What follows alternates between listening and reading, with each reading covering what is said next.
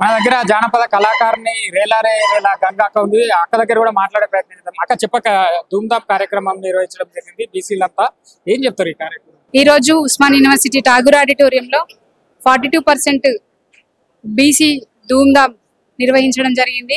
తెలంగాణలో ఉన్న కొంత అందరికి చేరలేకపోయింది మెసేజ్ కాబట్టి చాలా అంటే పెద్ద ఎత్తున కొంతమంది వరంగల్ సీనన్న, మిట్టపల్లి సురేందర్ అన్న ఇట్లాంటి వాళ్ళు రావడం, మధ్యలో సందీప్, మానుకోట ప్రసాద్ అన్న, నేను, మా బీసీ రామలింగం అన్న అందరం పాల్గొన్నాం.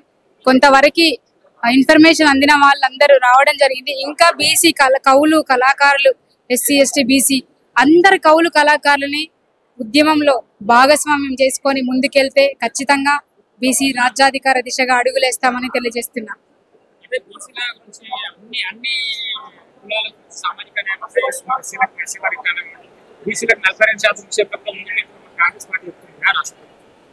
అవును, ఖచ్చితంగా ఇప్పుడు రాబోయే ఎన్నికల్లో, స్థానిక సంస్థల ఎన్నికల్లో 42% రిజర్వేషన్ అమలు చేసిన తర్వాతనే కేంద్ర ప్రభుత్వం కానీ రాష్ట్ర ప్రభుత్వం కానీ అమలు చేసిన తర్వాతనే ఎలక్షన్ కి వెళ్ళాలని మేమందరం డిమాండ్ చేస్తున్నాం.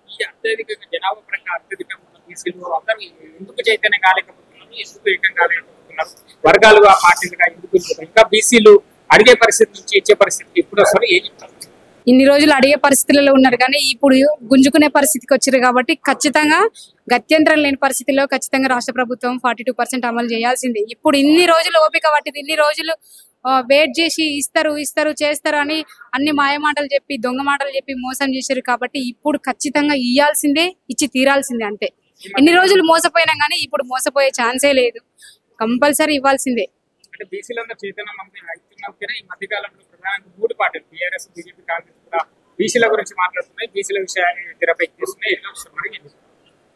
ఎవరైనా పబ్బం గడుపుకోవడానికి మాట్లాడతారు కదా తమ్ముడు. నార్మల్ గా ఎవరైనా వాళ్ళ రాజకీయ మనుగడ కోసము, వాళ్ళ వ్యక్తిగత స్వార్థం కోసం, వాళ్ళ రాజకీయ లబ్ధి కోసము బీసీ వాదాన్ని ముందటేసుకుంటారు. వాళ్ళు ఎవరు మాయమాటలు చెప్తున్నారు, ఎవరు దొంగ మాటలు చెప్తున్నారు అని అంతపూర్తి తెలుసుకోలేకుండా ఇంకా ఇంత జనరేషన్ అప్డేట్ అయినా కానీ బీసీ ప్రజలు ఇంకా చూస్తూ ఊరుకునే స్థాయిలో లేరు. ఇప్పుడు కంపల్సరీ ఎవరు దొంగలు, ఎవరు మంచోళ్ళు, ఎవరు మనోళ్ళు కాదు అనేది తెలుసుకుంటారు, తెలుసుకొని ముందుకు అడిగేస్తారు. అంటే మొన్న ఒక సంఘటన కూడా తీన్మార్ మల్లన్న ఆఫీస్ పైన దాడి కూడా, అంటే గతంలో 10 ఏళ్ళు బీఆర్ఎస్ పైన కొట్లాడిన తీన్మార్ మల్లన్న ఇప్పుడు బీసీల గురించి కూడా పెద్దగా మాట్లాడుతుండు. ఆ దాడిని కూడా ఎట్లా చూస్తారు? బీసీల రాజ్యం రాబోతుంది, బీసీల పార్టీ కూడా అవసరమైతే పెడతామని చెప్పి ఆయన మాట్లాడారు. అవును, బీసీలు పార్టీ పెట్టుకోవద్దాం. ఇందాక మా విటలలో చెప్పింది కదా, ఇప్పుడు మనకు పార్టీ లేదు కాబట్టి ఇన్ని రోజులు వాళ్ళకు వీళ్ళకి వేసుకుంటూ ఊడిగం చేసుకుంటూ చేసినాం. జెండాలు మోసినం, జేజేలు కొట్టినం, జనమును పోగేసినం, మా లీడర్ వచ్చిందని మైకు వట్టి మొత్తుకున్నాం. బహుజన మన రోజులు ఎన్నడొచ్చునో ఇట్లా ఇన్ని రోజులు జెండాలు మోసి జేజేలు కొట్టి ఎన్ని ఏళ్ళ నుంచి 60 ఏళ్ళ నుంచి బానిసత్వం చేస్తూనే ఉన్నాం. ఇంకా ఇప్పుడైనా మేలుకున్నాం. ఖచ్చితంగా తీన్మార్ మల్లన్న కానీ ఇంకా బీసీ సంఘాలు కానీ అందరు ఇప్పుడు చైతన్యం చేస్తున్నారు తెలంగాణ ప్రజలను. ఇప్పుడు తెలంగాణ రాష్ట్రము ఎట్లా సాధించుకున్నాము, కొంత ఇంటలెక్చువల్ వాళ్ళు పెద్ద వాళ్ళకి తెలంగాణ రాష్ట్రము మనం ఎట్లా నష్టపోతున్నాము, ఏ విధంగా నష్టపోతున్నాము, ఎన్ని రకాలుగా నష్టపోతున్నాం, నీళ్లు నిధులు నియామకాలు అని చెప్పి నష్టపోతున్నామని గ్రామీణ ప్రాంతాల్లో అవేర్నెస్ చేస్తేనే తెలంగాణ రాష్ట్రాన్ని మనం సాధించుకోగలిగింది. ఇప్పుడు కూడా బీసీలుగా ఎట్లా నష్టపోతున్నాము, మనం రాజకీయంగా ఎంత నష్టపోతున్నాం, ఉద్యోగాలలో ఎంత నష్టపోతున్నాం అనేది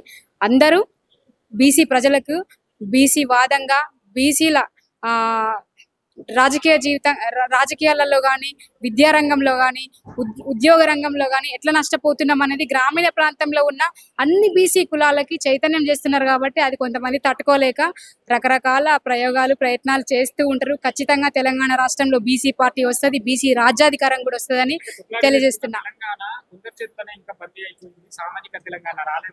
అన్ని కులాలకి రాజ్యాధికారం విషయంలో కానివ్వండి, విద్యా వైద్యం ఏ విషయంలోనైనా అందరికి న్యాయం జరగట్లేదన్నా ఏడ జరుగుతుంది తమ్ముడు?